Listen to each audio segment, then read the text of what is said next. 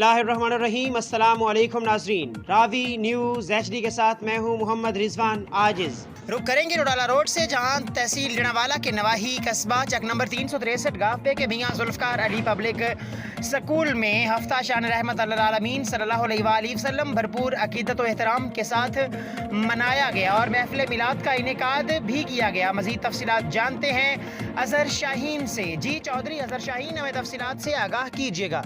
जी बिल्कुल, जड़ावाला के नवाई कस्बा चक नंबर 363 गाबे के मियां जुल्फ़कार अली पब्लिक स्कूल में हफ्ता शान रहमतुल आलमीन सल्लल्लाहु अलैहि वसल्लम बड़ी अकीदत व एहतराम के साथ मनाया गया।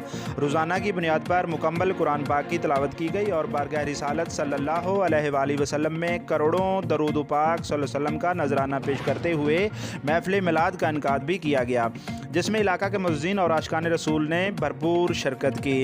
मुख्तलिफ बच्चों ने तिलावत कुरान पाक और हदियानात पेश किया। असातिज़ा ने सीरत नबी सल्लल्लाहु अलैहि वसल्लम के मौजू पर भी अपना इज़हार ख्याल फरमाया, जबकि स्कूल हज़ा के प्रिंसिपल मोहम्मद याकूब साहब ने अपना इज़हार ख्याल फरमाते हुए इरशाद फरमाया कि मुसलमान सीरत नबी सल्लल्लाहु अलैहि वसल्लम पर अमल पैरा होकर ही तमाम मुश्किलात से छुटकारा हासिल कर सकते हैं। महफिल पाक के इत्माम पर सूफ़ी मोहम्मद फरियाद अहमद सैफ़ी ने इदारे मुल्क व मिल्लत के लिए खसूसी दुआ करवाई, जबकि मरकज़ 363 गाहबे के असिस्टेंट एजुकेशन ऑफिसर खुरम मकबूल साहब ने इस कावज को सराहते हुए इदारे के सरबराह को अप्रीशिएट भी किया। जी।